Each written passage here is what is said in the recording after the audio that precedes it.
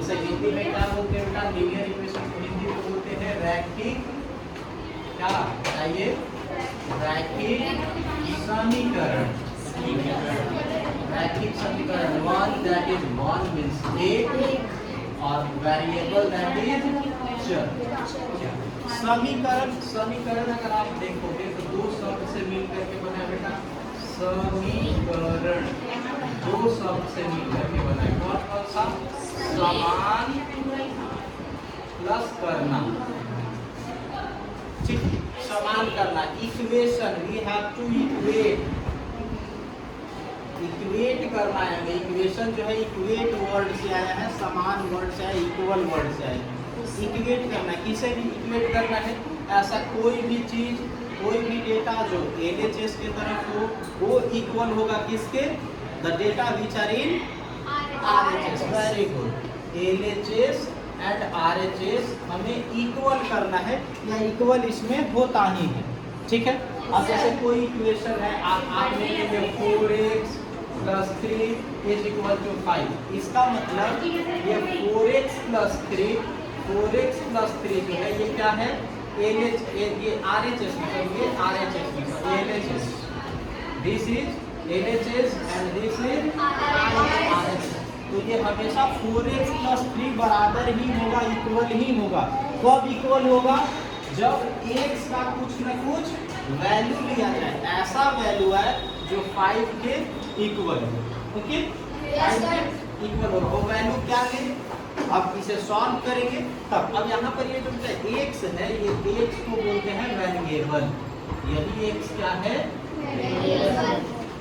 Variable. ये जो symbol है इक्वल टू का, इसी को इक्वेशन बोलते हैं। This is called equation. यही इक्वेट कर रहा है, ये पूरा इक्वेशन बन रहा है। ये इक्वल का जो साइन है,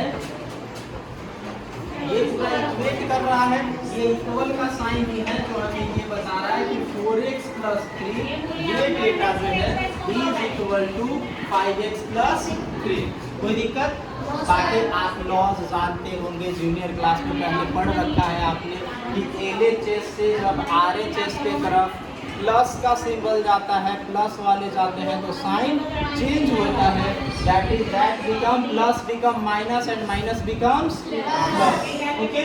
साथ ही आपने ये भी पढ़ा होगा, यदि एलएचएस में मल्टीप्लाई में है, आरएचएस में जाएगा तो that becomes divide. Very good. और यदि डिवाइड में है एलएचएस में, वो आरएचएस में जाता है तो क्या बनेगा? वो मल्टीप्लाई। Very good.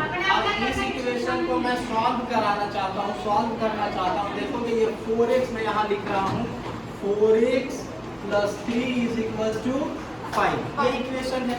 यहाँ इस चीज को, ये जो वेरिएबल के साथ डाटा है उसे मैं एक तरफ रखूंगा। लाइक टर्म, यहाँ लाइक टर्म क्या है? 3 और 5 क्या है?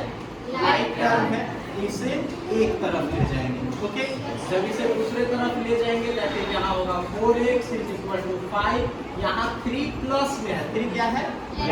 अगर इसे उस तरफ ले जाते हैं, आरएचएस के साइड ले जाते हैं, ये क्या हो जाएगा? -3। Very good. अब यहाँ अगर देखें सॉल्व करके तो 4x = क्या होगा? 5 - 3 दैट इज 2। Very good. यहाँ x, यहाँ अगर देखोगे आप यहाँ से तो x मल्टीपल में है, मल्टीप्लाई में है, इधर जा करके 4 क्या हो जाएगा? डिवाइड हो जाएगा, ओके।